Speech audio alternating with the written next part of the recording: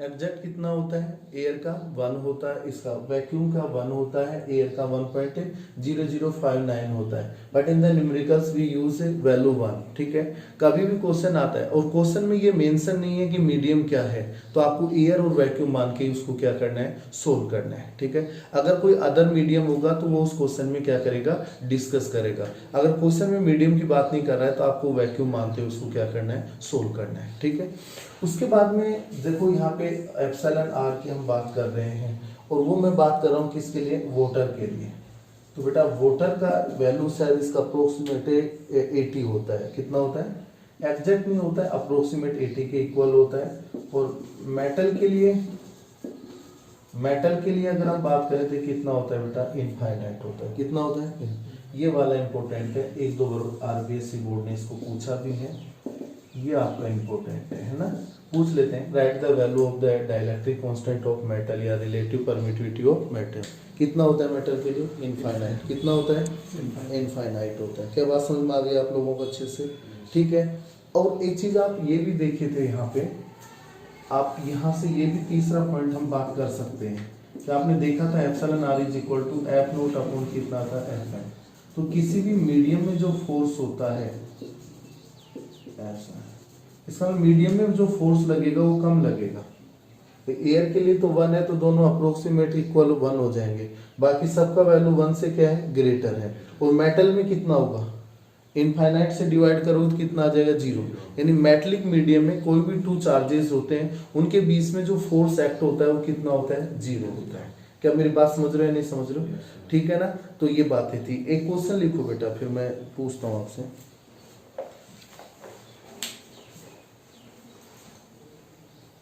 देखो एक एग्जांपल लिख लो, dielectric constant for a medium, dielectric constant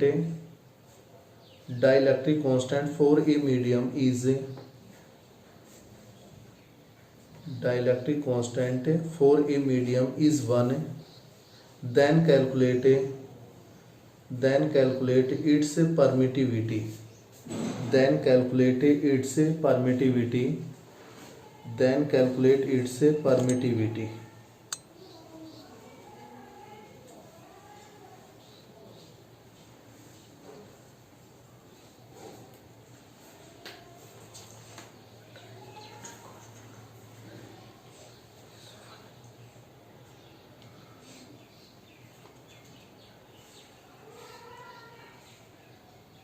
आपको मैंने ये फॉर्मूला बताया था, देखो यहाँ से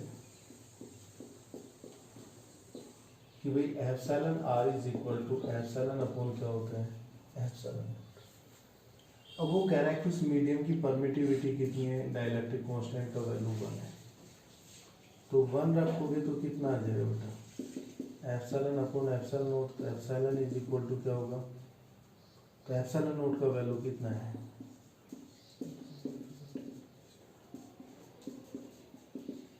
उस मीडियम पे यहाँ से समझ आगे नहीं, सिंपल क्वेश्चन है।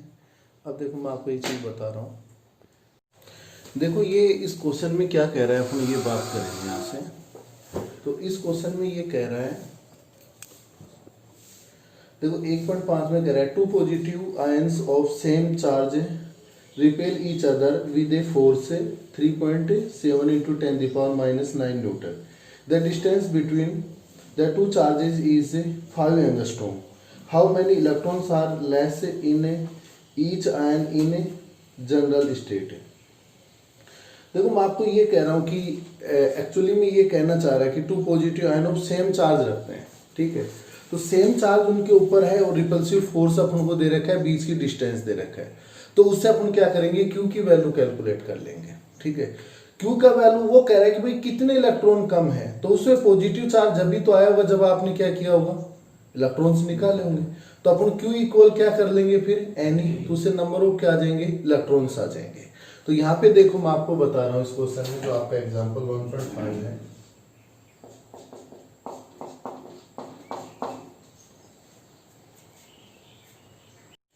देखो एग्जाम्पल 1.5 में 2 positive ions of the same charge repel each other with a force. Repel कर रहे हैं तो दोनों पे सेम चार्ज ही होगा, है ना, और उसने कह भी दिया कि कैसा है, पॉजिटिव है। ठीक है, 3.7 इंटू ये फोर्स लग रहा है। तो बेटा इलेक्ट्रोस्टैटिक फोर्स का फॉर्मूला क्या होता है, देखो F इज इक्वल टू के Q1 Q2 अपॉन क्या होता है R स्क्वायर। बात समझ में आ गया। अब आपको गिवन है इस क्वेश्चन में F गिवन है और F का वैल्यू कितना दे रहा है, ये 3.7 इंटू 10⁻⁹ न्यूटन दे रहा है। बात समझ में आ गया। और साथ में बीच का डिस्टेंस भी दे रहा है, R is equal to 5 angstrom. 1 angstrom equal होता है 10⁻⁻10 मीटर। कितना होता है 10⁻⁻10, उसको हम बोलते हैं एंगस्ट्रोम। क्या बोलते हैं, एंगस्ट्रोम। तो ये आपके पास में बन गया 5 इंटू 10⁻⁻10 मीटर। ये क्या होगी, डिस्टेंस होगी। अब वो ये कह रहा है कि भाई Q1 और Q2 इक्वल है, तो मैं उसको Q से रिप्रेजेंट कर रहा हूँ, बट अभी हमें पता नहीं है कितना है। और K इक्वल आपको पता है 9 into 10⁹ newton into metre square upon क्या होता है बेटा, कूलम स्क्वायर होता है। ठीक है, अब ये देखो पहले कोई भी क्वेश्चन आता है उसको ये पढ़े ध्यान से कि क्या दे रहा है और किस फॉर्मूले से सवाल होगा। फॉर्मूला सही चयन हो गया तो उसके बाद में कोई दिक्कत नहीं आती है। ठीक है, अब मैं आपको ये कह रहा हूँ यहाँ से ये बन गया आपके पास में 3.7 into 10⁻⁹ is equal to 9 into 10⁻⁹ into Q square upon कितना आ जाएगा आपके पास में 5 इंटू 10⁻⁻10 का होल स्क्वायर। ठीक है, तो अब अपने पास में क्या अननोन है, क्यू स्क्वायर अननोन है। तो क्यू स्क्वायर को अपन यहाँ से कैलकुलेट करेंगे। तो Q square is equal to 3.7 into 10⁻⁹ into ये इधर आएगा तो 5 का स्क्वायर कितना होगा 25 इंटू 10⁻⁻20 बन जाएगा ये, अपॉन डिवाइडेड में कितना आ जाएगा बेटा यहाँ से 9 इंटू 10⁻⁹। ठीक है, बात समझ आ गई। तो ये हमारे पास में सोल्व हो जाएगा यहाँ से, और इसको जब सोल्व करोगे तो यहाँ से Q is equal to under root है। भाई स्क्वायर है तो हमें तो Q का वैल्यू डिफाइन करना है ना। तो पहले 10⁻9 ये जो है इनको सिंप्लीफाई कर लो। 10⁻9 ऊपर जाएगी तो किसकी हो जाएगी, माइनस की। तो 10⁻−18 हो जाएगा, और ये कितना है 28, तो 38 हो जाएगा। बात समझ आ गया। तो और साथ में ये 3.7 इंटू कितना है 3.7 इंटू कितना आएगा 25 अपॉन कितना है 9 और इंटू 10⁻- कितना हो गया 38। यहाँ से इसको सोल्व करोगे तो क्यू का वैल्यू आपके पास में आ जाएगा, ये क्यू का वैल्यू आएगा बेटा 3.2 इंटू 10⁻19 कूलम। कैलकुलेशन तो हम कर ही सकते हैं ना। ठीक है, अब इतना चार्ज एक ऑब्जेक्ट पे है तो वो ये कह रहा है कि उसमें कितने इलेक्ट्रॉन कम है। भाई इतना चार्ज उस ऑब्जेक्ट को देने के लिए कितने इलेक्ट्रॉन निकालने पड़ेंगे, इसका मतलब उतने ही इलेक्ट्रॉन उसमें क्या है, कम है। भाई प्रोटॉन और इलेक्ट्रॉन अगर इक्वल होंगे तो वो ऑब्जेक्ट कैसा हो जाएगा, न्यूट्रल हो जाएगा। इसका मतलब अब देखो, इसका मतलब कितने इलेक्ट्रॉन उसने निकाले होंगे, तो क्वांटाइजेशन ऑफ चार्ज मैंने बताया था Q इक्वल क्या होता है Ne। तो N is equal to Q upon क्या हो जाएगा E। इससे ये पता चल जाएगा कि कितने इलेक्ट्रॉन उससे निकाले। भाई चार्ज तो उससे इलेक्ट्रॉन निकाल के दिए गए होंगे ना, तो अब हमें बस इतना ही पता लगाना कि इतना चार्ज कब आएगा, कितने इलेक्ट्रॉन निकालने के बाद में आएगा। क्या बात समझ में आती है आपको। ठीक है, तो इसको सोल्व कर लेंगे तो ये N, तो यहाँ से N is equal to Q का वैल्यू 3.2 इंटू 10⁻19 और E इक्वल 1.6 इंटू 10⁻19 कैंसिल हो गया, पॉइंट से पॉइंट हट जाएगा तो N इक्वल कितना आ जाएगा, बस समझ आ गया। तो यानी इसने इससे 2 इलेक्ट्रॉन निकाले होंगे तब इतना इसके ऊपर चार्ज आया है। तो ये तो था बेटा आपका 1.5, और कौन सा नहीं हुआ 1.4 भी नहीं हुआ क्या। चलो देखते हैं। The distance between electrons and protons in a hydrogen atom is 5.3 into 10⁻11 metre, है ना। Determine the attractive electric force between them, compare this force with the gravitational force G equal ये दे रखा है। देखो मैं आपको ये कह रहा हूँ, यहाँ पे दोनों को कंपेयर करवा रहा है, इलेक्ट्रिक फोर्स और ग्रेविटेशनल फोर्स को, मतलब उनका रेशियो पूछ रहा है। कोई दिक्कत नहीं भी, दोनों के फॉर्मूले लगा लो। भाई प्रोटॉन का मास भी मैंने लिखवा रखा है आपको, और इलेक्ट्रॉन का मास भी आपको मैंने लिखवा रखा है। और आपको ये भी पता है कि प्रोटॉन और इलेक्ट्रॉन, प्रोटॉन पॉजिटिव चार्ज है और इलेक्ट्रॉन कैसा चार्ज है, नेगेटिव चार्ज। तो इन दोनों में क्या होगा, इन दोनों में क्या होगा, अट्रैक्शन होगा। तो मैं आपको ये कह रहा हूँ, सुनना ध्यान से। एग्जाम्पल 1.4 की बात करते हैं। तो 1.4 में देखो यहाँ से, तो F is equal to K Q1 Q2 upon क्या हो गया, R स्क्वायर हो गया। तो F इज इक्वल टू क्या होता है, K Q1 Q2 upon R square. अब आपको दे रखा है कि भाई एक चार्ज तो प्रोटोन है, एक चार्ज क्या है, इलेक्ट्रॉन है। तो प्रोटोन और इलेक्ट्रॉन। देखो मैग्नीट्यूड लेते हैं चार्ज का, आपको पता है हमें चार्ज का क्या लेना है बेटा, मैग्नीट्यूड लेना है। तो वैसे तो इलेक्ट्रॉन पर माइनस ही होता है, पर मुझे तो वैल्यू कैलकुलेट करना है इसलिए उसका साइन में यूज नहीं कर रहा हूं, ठीक है। और उसका जो बीच का जो डिस्टेंस है r इज इक्वल टू कितना हो गया ये 5.3 इंटू 10⁻11 मीटर, ठीक है। k इज इक्वल टू कितना होता है 9 into 10⁹ newton into metre square upon coulomb square. तो क्या यहाँ से हम फोर्स कैलकुलेट नहीं कर सकते, कर सकते हैं। तो जैसे ही वैल्यू पुट करोगे भैया ये पता होना चाहिए, इसलिए तो मैंने वो टेबल बनवाई थी कि प्रोटॉन पे कितना चार्ज होता है, इलेक्ट्रॉन पे कितना होता है, उनका मास क्या होता है, और इंटू भाई 1.6 इंटू ये कितना आएगा 1.6 इंटू 10⁻19 कूलम। तो इसका दोनों का सेम है तो स्क्वायर हो जाएगा इंटू 10⁻19 का होल स्क्वायर अपॉन, और इसके बीच का जो डिस्टेंस है वो कितना है 5.3 इंटू 10⁻11 का होल स्क्वायर। इसको सोल्व करोगे तो यहाँ से आपके पास में इलेक्ट्रोस्टैटिक फोर्स आ जाएगा, ठीक है। उसके बाद में ग्रेविटेशनल फोर्स की बात कर रहे हैं तो बेटा F इज इक्वल टू होता है Gm1m2 अपॉन r स्क्वायर, ठीक है। वेक्टर फॉर्म में लेते हैं तो माइनस का साइन काम में लेते हैं। G ग्रेविटेशनल कांस्टेंट है, m1 एक ऑब्जेक्ट का मास है और m2 क्या है बेटा दूसरे ऑब्जेक्ट का मास है, और r उनके बीच में मैंने पहले भी बताया था।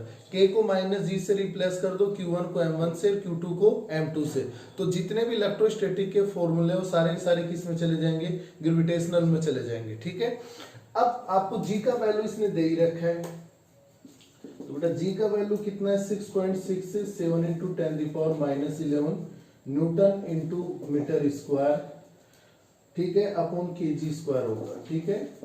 ये इसका यूनिट दे रखा है। अब r आपके सेम डिस्टेंस होगी, वो तो भाई उन दोनों के बीच में बात कर रहे हैं, तो r इक्वल कितना है 5.3 इंटू 10⁻11 मीटर, और साथ में इनका जो मास है m1 इज इक्वल टू क्या है m2 इज इक्वल टू क्या है प्रोटॉन का मास। अब दोनों इक्वल नहीं है भाई, प्रोटॉन और इलेक्ट्रॉन का मास क्या नहीं होता है, सेम नहीं होता है।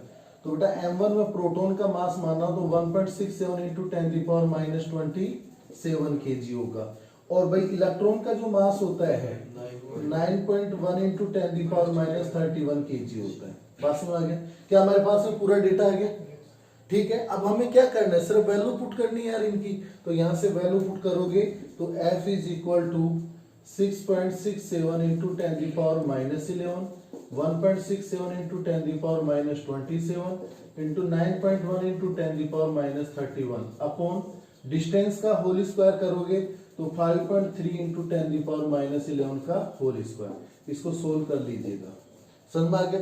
अब क्या करना है बेटा, ये वैल्यू आएगी आपके पास में, ये वैल्यू आएगी, दोनों का आपस में डिवाइड कर लो, यही तो इसका रेशियो बनेगा, और कोई, ठीक है। कौन सा है 6 तो आसान सही है, 7 देखो इसमें क्या करें, a point charge q1 is equal to 2 microcoulomb is located at and the another charge is determine the force q2 and q1। भाई इसने इसको वेक्टर फॉर्म में दे दिया तो कोई दिक्कत नहीं है ना। अभी मैं एक टॉपिक पढ़ाऊंगा तो ये और अच्छे से समझ में आ जाएगा, अभी बाद में करवा देंगे इसको ना। कल अपन बात कर लिए थे डाइलेक्ट्रिक कांस्टेंट तक, रिलेटिव वैद्युतशीलता तक अपन बात कर चुके थे उसके।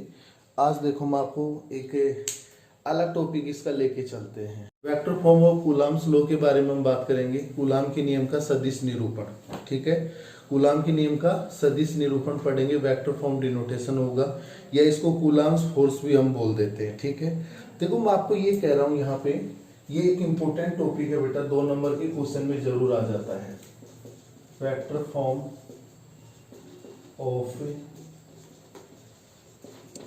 Coulomb's law oblique electrostatic force, electrostatic force, ठीक है बेटा, इसके बारे में हम बात करेंगे, ठीक है। कूलाम के नियम का सदिश निरूपण, ठीक है। तो आप एक तो कोऑर्डिनेट ज्योमेट्री की अगर अपन बात करते हैं तो एक्स अक्ष, वाई अक्ष और जेड अक्ष आप देखते हो, ठीक है। तो मैं वही लेके इसको सोल्व कर रहा हूँ, ठीक है। एक पोजीशन वेक्टर होता है, स्थिति सदिश होता है, r1 वेक्टर, r2 वेक्टर, इस तरह से अपन काम में लेते हैं। एक्स एक्सिस के डायरेक्शन में यूनिट वेक्टर क्या लेते हो बेटा, i के, वाई एक्सिस में क्या लेते हो, j के, जेड एक्सिस में k के, ठीक है। ये चीजें आप अच्छे से जानते हो। अब मैं आपको ये कहना चाहता हूँ कि सबसे पहले इसका एक डायग्राम बनाते हैं हम इस तरह से। भाई मैं ये कह रहा हूं बेटा कि ये तो एक्स एक्सिस है और ये कौन सा है, वाई एक्सिस है, और ये सपोज दैट क्या बेटा, जेड एक्सिस है, ठीक है।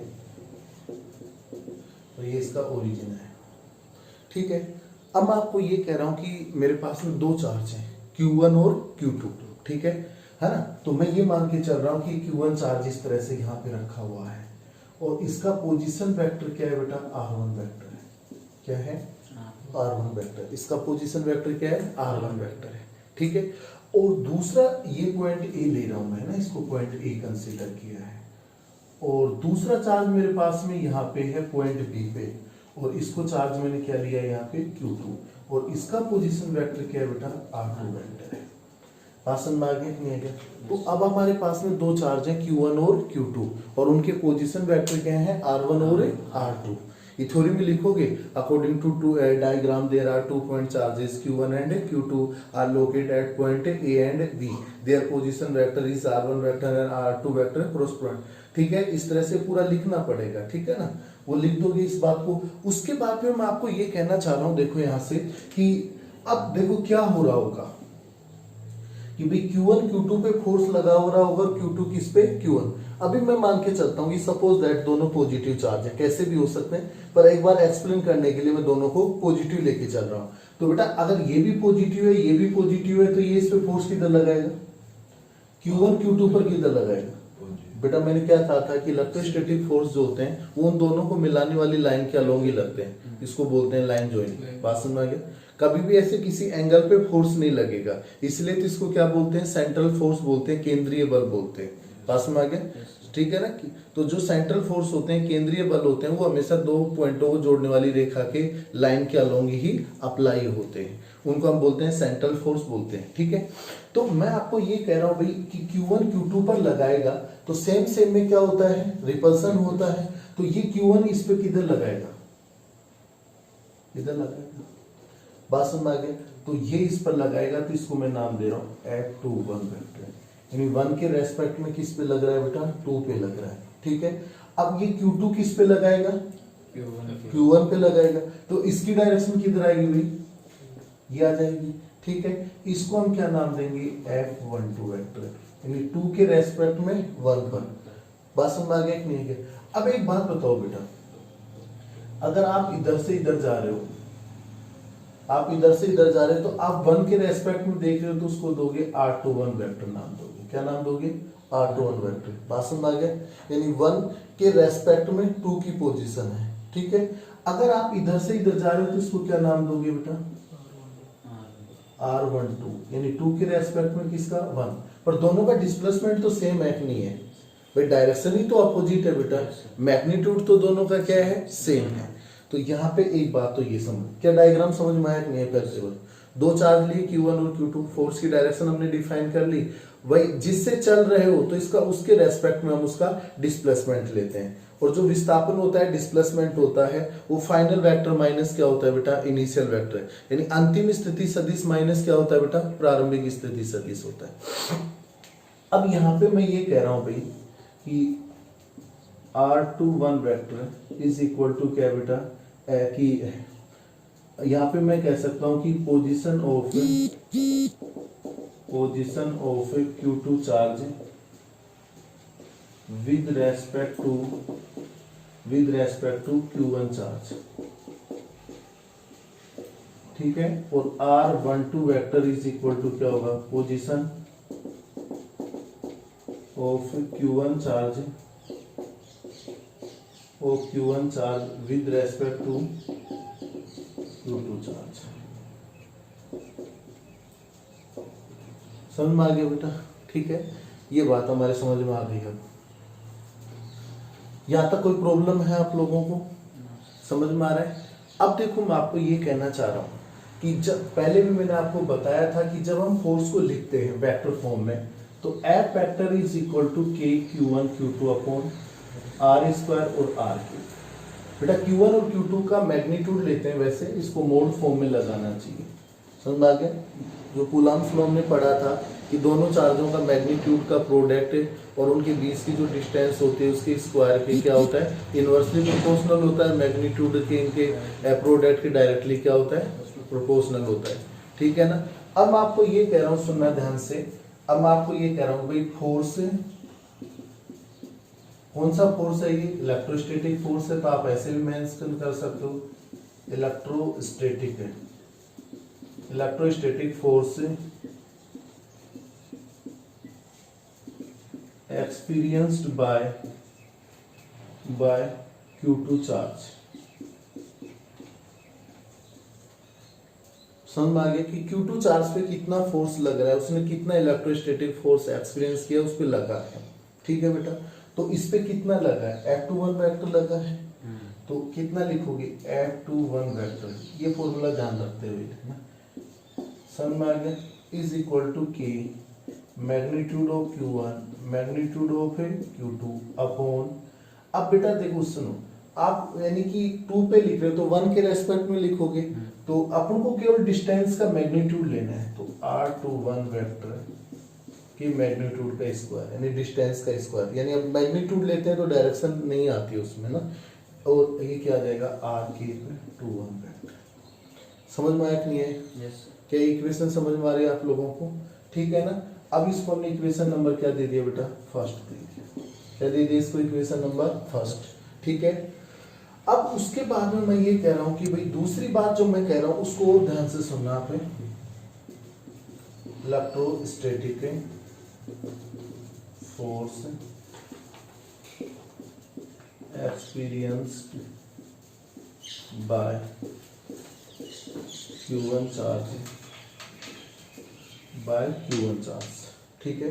अब Q1 पे कितना लग रहा है बेटा, F12 लग रहा है, कितना लग रहा है, F12 लग रहा है, तो यहां से कितना हो जाएगा आपके पास में, F12 vector is equal to k magnitude of Q1 magnitude of Q2 upon R12 vector का मैग्नीट्यूड का होल स्क्वायर, और ये R12 आ गया। समझ में आ गया कि नहीं आ गया? एक चीज मैं बात बता रहा हूँ, आप लोग इस चीज को जानते हो या नहीं जानते, फिर भी मैं आपको बता रहा हूँ।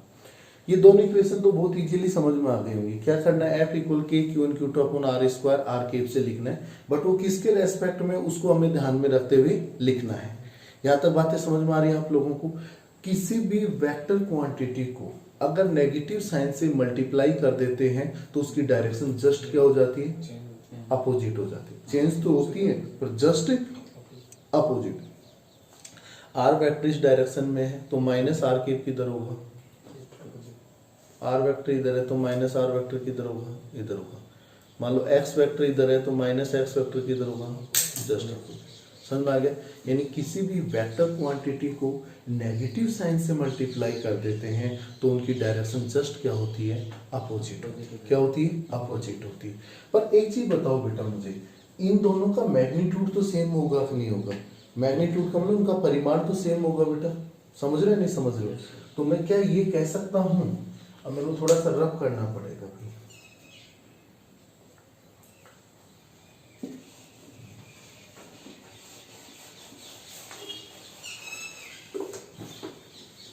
एक चीज समझो आप, पहली बात तो मैं आपको जो बताना चाह रहा हूं, magnitude of R12 vector is equal to magnitude of R21 vector. क्या मेरी ये बात समझ में आई आपको? क्या ये बात समझ में आई आपको? दोनों का मैग्नीट्यूड क्या होगा, सेम होगा। डायरेक्शन अपोजिट है तो मोड लगा दिया तो वैल्यू वैल्यू आ गई। एक बात। दूसरी बात मैं ये कहना चाहता हूँ बेटा यहाँ से, तो क्या मैं R12 वेक्टर के मोड का होल स्क्वायर जो है, क्या उसको R21 वेक्टर का मोड का होल स्क्वायर कर सकता हूँ? कर सकता हूँ। तो इस इक्वेशन में जैसे वैल्यू पुट करोगे आप, तो F12 vector is equal to k mod of Q1 mod of Q2 upon R21 vector mod का होल स्क्वायर, और ये कितना हो गया, R के क्वांटम। बेटा इसको चेंज नहीं कर सकते, समझ में आ गया? हम इसी को चेंज कर सकते हैं क्योंकि मैग्नीट्यूड सेम है। आर के तो यूनिट वेक्टर है, डायरेक्शन को रिप्रेजेंट करता है, तो वहां तो हम नहीं कर सकते। अगर अब मैं इस पूरी इक्वेशन को नेगेटिव साइन से मल्टीप्लाई कर दूं तो कोई फर्क पड़ेगा क्या? नहीं पड़ेगा ना। तो अब मैं क्या कर रहा हूं कि इस पूरी की पूरी इक्वेशन को नेगेटिव साइन से मल्टीप्लाई कर रहा हूं, तो क्या आ जाएगा -F12 vector is equal to k mod of Q1 mod of Q2 upon mod R21 vector का होल स्क्वायर और -R12 के। वो तो नेगेटिव साइन है, कहीं भी काम में ले लो, सब मल्टीप्लाई में है, तो उस नेगेटिव साइन को मैंने यहाँ यूज कर लिया। बात समझ में आ गया। अब आपको मैं ये भी कह रहा हूँ कि किसी भी वेक्टर क्वांटिटी को नेगेटिव साइन से मल्टीप्लाई कर देते तो डायरेक्शन क्या होगी, जस्ट अपोजिट। ठीक है, इसका मतलब ये है कि इसकी 2 से 1 की ओर है तो माइनस करते ही किधर हो जाएगी, 1 से 2 की ओर। तो क्या मैं इसको ऐसा लिख सकता हूं, क्या इसको मैं ऐसा लिख सकता हूं? देखो एक चीज याद रखना आप हमेशा, -R((12) क्या आ गया आपके पास है, 1 चल रहा था, हाँ 12 के आ गया आपके पास में, इज इक्वल टू कितना होगा बेटा, R((21), यानी डायरेक्शन जस्ट अपोजिट हो जाएगी। ठीक है, ऐसा लिख सकते हैं। तो क्या मैं -R12 के की जगह क्या लिख सकता हूँ, R((21) लिख सकता हूँ। तो जैसे ये लिखूंगा तो क्या हो जाएगा, -F12 vector is equal to k mod of Q1 mod of Q2 upon mod R21 vector का होल स्क्वायर, और ये क्या बन जाएगा, R((21), इक्वेशन 2, 3 जो भी है। बात समझ में आ गया। अब एक बात बताओ, इक्वेशन फर्स्ट का पूरा आप इधर से देखो, दिख रहा है आप लोगों को, और पूरा का पूरा ये देखो, क्या दोनों चीजें सेम है? दोनों चीजें सेम है, तो क्या मैं कर सकता हूं कि फ्रॉम इक्वेशन, तो मैं ये कह सकता हूं बेटा from equation first and third, अगर इन दोनों को कंपेयर करेंगे तो हमारे पास क्या निकल के आएगा, अगर हम इनको कंपेयर करेंगे तो ऑन देखो from equation first and third, जैसे इनसे बात करेंगे तो क्या आ जाएगा हमारे पास में, आपके पास में आ गया F21 vector is equal to -F12 vector, ये आ गया आपके पास में। ठीक है, क्या बात समझ में आ गई? F21 vector is equal to क्या हो गया, -F12 वेक्टर। इसका मतलब ये बेटा कि दोनों का मैग्नीट्यूड तो क्या है, सेम है, और डायरेक्शन क्या है, अपोजिट है। तो ये न्यूटन के कौन से लॉ को फॉलो कर रहा है, एक्शन टू रिएक्शन। न्यूटन का जो थर्ड लॉ है, क्रिया की प्रतिक्रिया होती है, कि आप किसी चीज पे जितना फोर्स लगाओगे वो भी आप पे उतना ही फोर्स लगाएगा, बट जस्ट अपोजिट डायरेक्शन में लगाएगा। इसको न्यूटन का थर्ड लॉ बोलते हैं, एक्शन टू रिएक्शन। बात समझ में आ गया, क्रिया की प्रतिक्रिया लॉ होता है ये। इसका मतलब ये कि Q1 का वैल्यू कितना है, इस चीज पे ये बात डिपेंड नहीं करती है, Q2 का कितना है, Q2 Q1 पे जितना लगाएगा उतना उतना Q1 किस पे लगाएगा, Q2। तो कई बार पूछ लेते हैं कि इलेक्ट्रोस्टैटिक फोर्स न्यूटन के कौन से लॉ को फॉलो करता है, तो आप लिखेंगे न्यूटन्स थर्ड लॉ को फॉलो करता है, एक्शन टू रिएक्शन, क्रिया की प्रतिक्रिया। क्या मेरी बात समझ में आ रही है कि नहीं? तो ये वेक्टर फॉर्म था किसका, कूलम्ब्स लॉ का। ठीक है, समझ में आया? कुछ नहीं करना, आपको एक बार Q1 और Q2 चार्ज लेना है, R1 और R2 वेक्टर लेना है। ठीक है, दोनों का फोर्स का फॉर्मूला लिखना है, फिर एक को चेंज कर दो, कोई से को भी कर दो चाहे। ठीक है, मैग्नीट्यूड सेम है तो कोई भी एक इक्वेशन को चेंज करते चले जाओ। बात समझ में आ गया? तो मैंने क्या किया था, जो नीचे इनका था तो दूसरी इक्वेशन का चेंज कर दिया था मैंने, क्योंकि मैग्नीट्यूड क्या होता है, सेम होता है। फिर नेगेटिव साइन से मल्टीप्लाई करके फिर डायरेक्शन को भी क्या कर दिया, चेंज कर दिया। फिर दोनों इक्वेशंस को क्या कर लो, कंपेयर कर लो। तो कंपेयर करते आपके पास में ये रिजल्ट निकल के आएगा।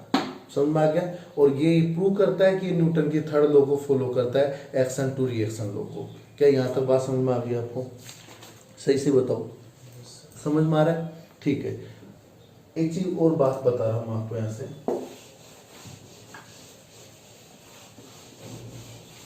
जो कूलम्ब्स लॉ होता है ना बेटा, जो कूलम्ब्स लॉ होता है, इसमें कुछ बातें आपको ध्यान रखनी होगी। पहली बात देखो, मैं आपको बताता हूं, ये इंपॉर्टेंट पॉइंट्स हैं बट आपको ध्यान रखने हैं। सम important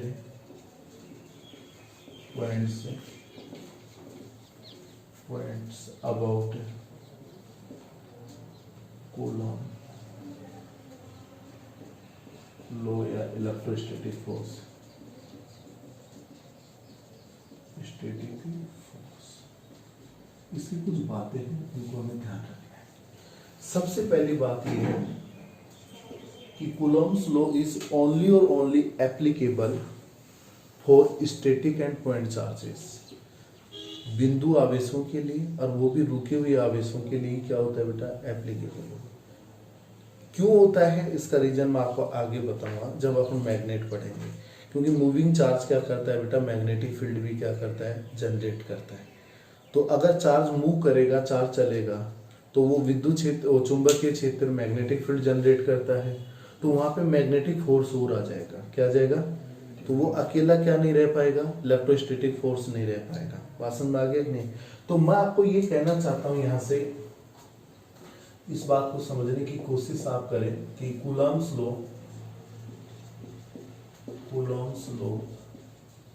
is only applicable for static and point charges. Static और पॉइंट चार्जेस के लिए क्या है बेटा, एप्लीकेबल है। It is not to applicable for the moving charges, यानी जो चार्ज चल रहे हैं उनके लिए एप्लीकेबल नहीं है, और जो लार्ज अमाउंट में जो चार्ज है, बड़ा ऑब्जेक्ट है, उसके लिए भी ये क्या नहीं है, एप्लीकेबल नहीं होता है। ठीक है, it is not applicable for moving charge, चलने वाले चार्जों के लिए एप्लीकेबल नहीं है। ठीक है, दूसरा पॉइंट मैं आपको बता रहा हूं बेटा कि Coulomb's law is applicable, is not applicable in the order of distance 10⁻⁻15 metre and less than. यानी बेटा ये Q1 चार्ज है और ये Q2 चार्ज है, इन दोनों के बीच का जो डिस्टेंस है वो 10⁻⁻15 मीटर की ऑर्डर का हो या उससे कम हो, उसके लिए ये क्या नहीं होता है, एप्लीकेबल नहीं होता है। क्यों, क्योंकि इतनी कम डिस्टेंस में कौन आ जाता है, न्यूक्लियर फोर्स आ जाता है। कौन आ जाता है, नाभिकीय बल। न्यूक्लियर, इसकी जो साइज होती है वो 10⁻⁻15 मीटर की ऑर्डर की होती है, तो फिर उसमें न्यूक्लियर फोर्स आ जाता है, तो इलेक्ट्रोस्टैटिक फोर्स वहां पे इफेक्टिव नहीं होता है। ठीक है ना, बात समझ में आ गया। तो मैं ये कह रहा हूं कि Coulomb's law is not applicable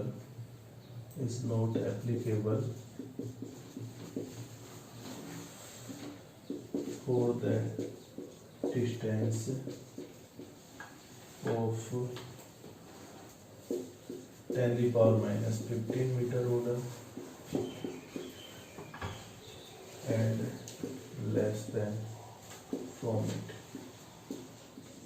ठीक है बेटा, इससे लेस देन जो होते हैं उनके लिए भी एप्लीकेबल नहीं होता है।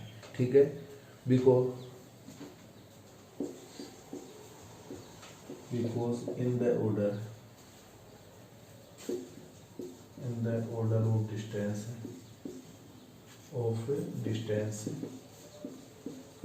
Nuclear force is effective. इतने ऑर्डर में कौन इफेक्टिव हो जाता है बेटा, न्यूक्लियर फोर्स इफेक्टिव हो जाता है, नाभिकीय बल प्रभावी हो जाता है, इसलिए इसमें ये नहीं होता है। जो इलेक्ट्रोस्टैटिक फोर्स होता है, कूलॉम्स लॉ होता है, ये न्यूटन्स के थर्ड लॉ को फॉलो करता है, एक्शन टू रिएक्शन को, याद रह जाएगा। तो अगला पॉइंट मैं आपको जो बता रहा हूं कि Coulomb's law is follow Newton's third law of motion. It means it follow action to reaction law. ठीक है बेटा, एक्शन टू रिएक्शन को क्या करता है, ये फॉलो करता है। उसके बाद में मैं आपको ये कह रहा हूँ कि जो कूलॉम्स लॉ होता है, इलेक्ट्रोस्टैटिक फोर्स होता है, ये कैसा होता है बेटा, सेंट्रल फोर्स होता है। कैसा होता है, सेंट्रल फोर्स होता है। सेंट्रल फोर्स वो होते हैं जो लाइन जॉइनिंग लाइन के अलोंग ही लगते हैं, ठीक है ना, उन सबको हम सेंट्रल फोर्स बोलते हैं। और जितने भी सेंट्रल फोर्स होते हैं वो कंजर्वेटिव नेचर के होते हैं, संरक्षी बल होते हैं। ठीक है, तो मैं आपको जो यहाँ पे अगली बात जो बता रहा हूँ कि है कूलॉम्स कूलॉम्स फोर्स या इलेक्ट्रोस्टैटिक फोर्स बोल सकते हैं, इज सेंट्रल फोर्स। बात समझ आ गया क्या है बेटा? सेंट्रल फोर्स है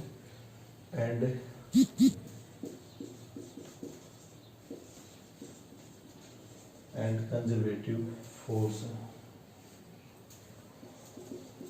कंजर्वेटिव नेचर का क्या होता है बेटा? फोर्स। एनर्जी लॉस इसमें नहीं होती। क्या ये बात समझ में आ गई आपको? यहाँ तो कोई दिक्कत है? ठीक है, कंजर्वेटिव फोर्स होता है, एनर्जी लॉस नहीं करता है। जो फोर्स एनर्जी लॉस करते हैं वो क्या होते हैं बेटा? नॉन कंजर्वेटिव फोर्स होते हैं। यहाँ तक बातें समझ में आ रही है आपको? ठीक है, तो ये पॉइंट्स आपको ध्यान रखने हैं। ठीक है, उसके बाद में आता है